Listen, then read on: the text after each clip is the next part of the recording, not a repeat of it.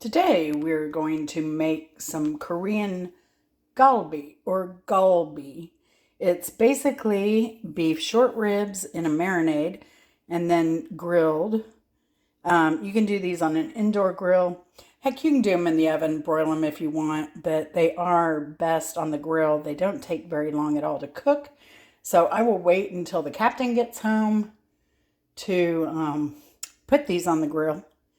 But here we go. We start out with some garlic, some mirin, brown sugar. I have a red pear because I was hoping to do this recipe with my Asian pear for my tree. I only had 2 on this young tree this year, but something got those. I talk about that in, I think, the last video in September. I have some onion cut up here, pure sesame oil, and some soy sauce. Now, you can use toasted sesame oil too. I don't have that. I'm not going to buy something special just for this recipe, so this is what we're going with. I'm going to use my hand blender. You can use food processor blender. It's pretty simple, so let's get started. Oh, and I'd already ground some black pepper into my container here. So I'm going to start this off with the oregano. I will put a little soy sauce in that, so there's some liquid to get things moving around in there. And oh, and here are the ribs. I got these. These are flanken style ribs, and they're thin cut. For beef, they're not a terrible price. They're $7.84 a pound where I live. So this pack is $10. $10. So yeah. So I had these in the freezer. You can see expiration date August. I had bought these in anticipation of having that pear from the tree to use. So let's get started here. Okay, the other thing I'd like to note is you'll want a flat baking pan or something to put these in so that they can lay on top of each other and marinate. All right, first I'm going to start with my mirin wine. And to start, I'm just going to put a little to fully cover the bottom there. And then we're going to add the garlic. I have, I don't know, maybe 2.5, 3 tablespoons here. Quite a few. These were smaller cloves, kind of. So let's start with that, and I'm going to hand blend these. I'll be right back. Okay, I have that done. So next I'm going to add 1 small onion here. So try and take this out. Get these in here. Now, traditionally, you would grate the onion, but you know what? My elbow's killing me. I injured it the other day. Just picking up a heavy piece of meat, and it's just really bothering me. Plus, this cold weather is really taking a toll on my joints. So they're not liking it so much. Let's see. Get the last of that onion in there. Almost there. Now I'm going to blend this by hand. I like doing a little at a time so it doesn't get so overwhelmed. So let's get this going. Now I'm going to add a little bit of soy sauce to this because it does need some liquid to get moving around in there. That was probably less than 1/8 of a cup. Okay, that's pretty much blended. Now it's time for the pears. And if you can get an Asian pear, I highly recommend it. I don't know if my store carries it, but I I said, if you've watched me before, I order my groceries. Number one, it helps me, but I've done that since COVID, and it helps me budget much better, and I'm never tempted by any of those, any products I really don't need, and I really don't need to try. So if I stick with veggies, meat, and fruit, a few other staples, I'm good. So I'm going to now blend this. I did add a little bit more liquid, mainly because I think my, probably need a new immersion blender because my blades, I think, are a little weak. I've had this, probably 15 years or more, and it's done me well. It came with a oyster blender. It was a freebie on that deal, and so yeah, I've really enjoyed this brand. It's done really well for me. So I'm going to get blending this and we'll be back. All right, we're back. So this is the onion, the pear, the garlic, a little bit of soy sauce, a little bit of mirin. We need to add some more soy sauce to this and maybe a little bit more mirin. And then I'm going to taste it because traditionally you put brown sugar in it. I may put a little, but a lot of recipes out there call for way, way, way too much brown sugar in my opinion. I like the sweetness of the pear. Now, if you didn't know, the reason a lot of marinades have fruits in them is because they have certain enzymes that will break down the meat and it acts as a natural tenderizer. So papaya, pear, and other fruits, pineapple, they have those enzymes that will make your meat a lot more tender so you can get by with cheaper cuts of meat. Not that this is a terribly inexpensive cut of meat. It's just darn good with the pear. But don't be afraid to experiment with different fruits and try different marinade combinations. That's why I really like the Al Pastor Mexican marinade. It has orange juice, pineapple, lemon, lime. It's just fantastic. So I do a lot of Al Pastor marinade. Now, I still have my green onions here. We're going to leave these and put them in whole at the last. Those I got out of my garden, and let me tell you, I went out there to cut these.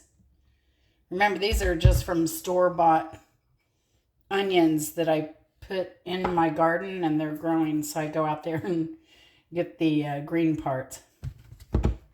So I'm going to add some of this soy sauce here, and this is to taste. So that's maybe a half cup.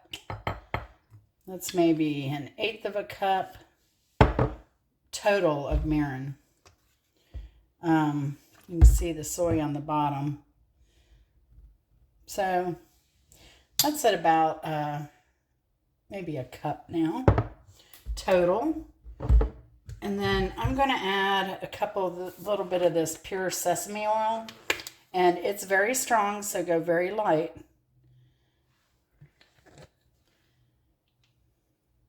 So I'm going to add maybe a little bit, a couple tablespoons there.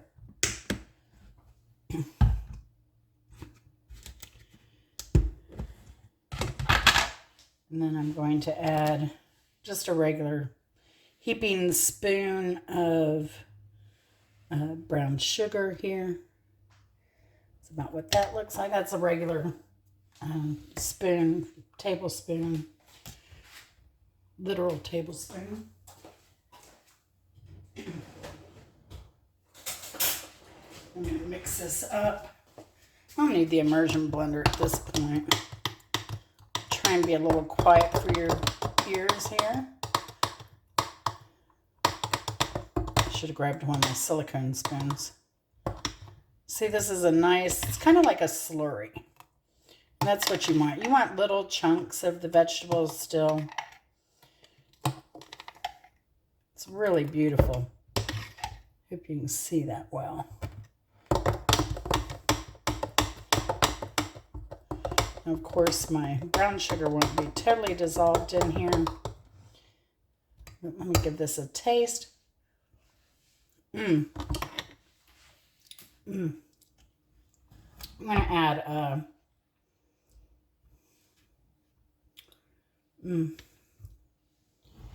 another couple spoons of sugar. Like I said, I don't like it too sweet. I like to depend on the pear for sweetness. And in reality, I probably could have added another pear. But I only ordered so much fruit this shopping trip, so I'm gonna leave some for Chris. So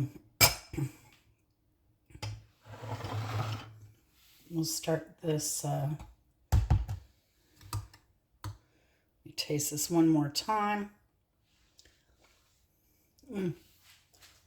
That's it. That is it. That is excellent. There's a little bite from it, from the onion and the garlic. So this is all you do. You take your pan here. You can lay down some of this marinade. That's what I do. And just kind of rub it around so it covers the bottom.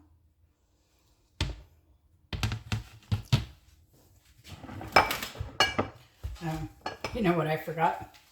The green onions. I can just add them on here. It doesn't need to go in the marinade so much directly. So we'll just add as we go. Open these up as we go along.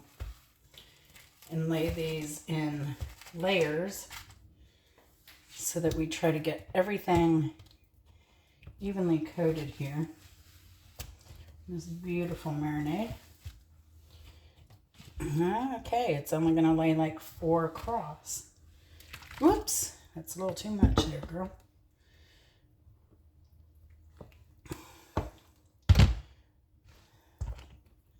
My hands are clean. Believe me, I am a germaphobe. So I do wash my hands very frequently.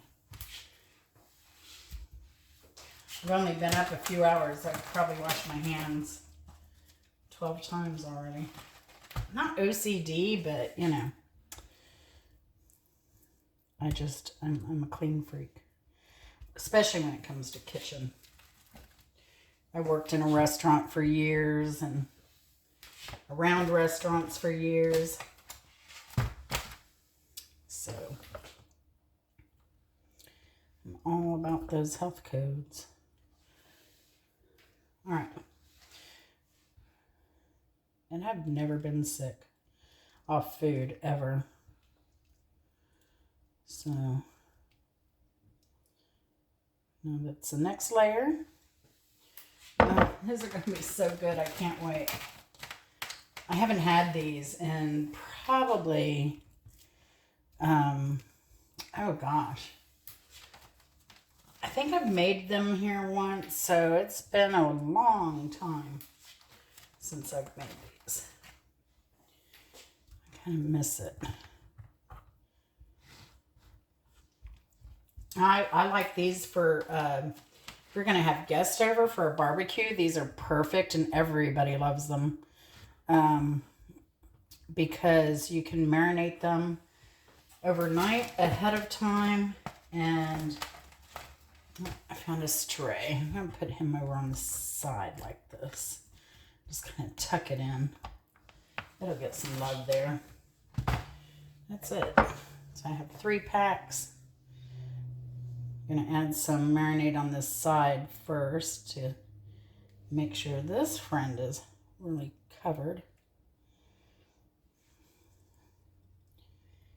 Now this has a locking lid.